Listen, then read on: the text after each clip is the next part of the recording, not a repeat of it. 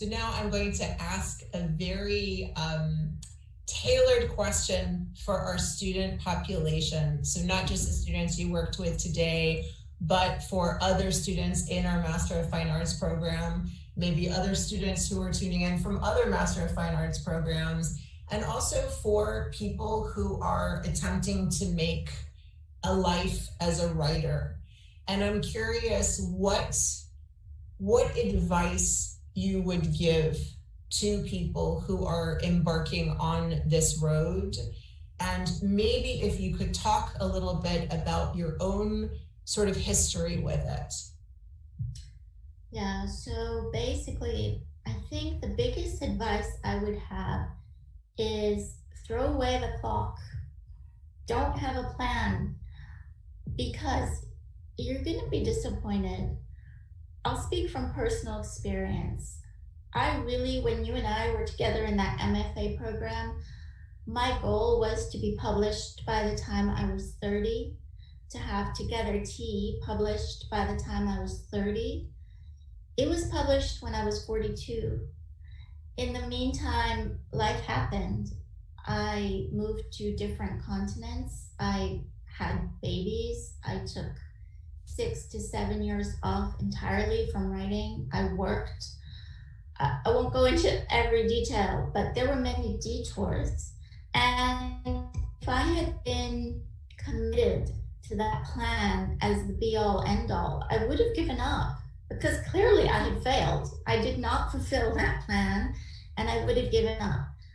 But instead, I adapted my plan and I said, okay, forget the timeline. I think maybe just be prepared that things don't go as planned, but to not let that discourage you, that they will eventually happen. It's just like the writing process is full of surprises, as we both know, so is life. So you have no choice but to go with it.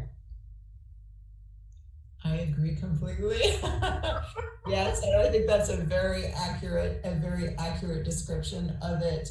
We did meet in the MFA program. We met at NYU and we had many workshops together, and we read what ended up being those books that we did eventually put out in the world, which at that point were, in their early stages of infancy. And I'm curious, taking an MFA, studying in an MFA program, in one way, it feels like it gives you lots of time. And we're lucky at George Mason, our students have 3 years. It's a 3-year program. But in another way, it goes so quickly, right? So that time that you've carved out for yourself, the time that you've said, okay, I'm giving myself this to study and to work and to start generating stuff. Looking back at, and it's a few years now since we were in our MFA program, but looking back at that time, is there any advice that you would give to students about how to make the best use of that time while they are studying? So that time is a gift.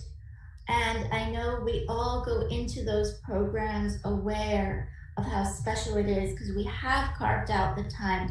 I can assure you the minute I graduated, that time disappeared. The minute I graduated, I was in a different planet. I would say make the most of your relationships in the MFA program above and beyond anything I learned about craft or writing or publishing. What I take away from our time together are the relationships, the friendships between classmates. They become your future colleagues. You go to one another's book events and you watch each other's careers develop. It's very rewarding. And also your professors, because I think back now, we had E.L. Doctorow as our professor. What a gift that was. So cherish the relationships. Don't worry so much about the generation of material, because all of that can really change anyway.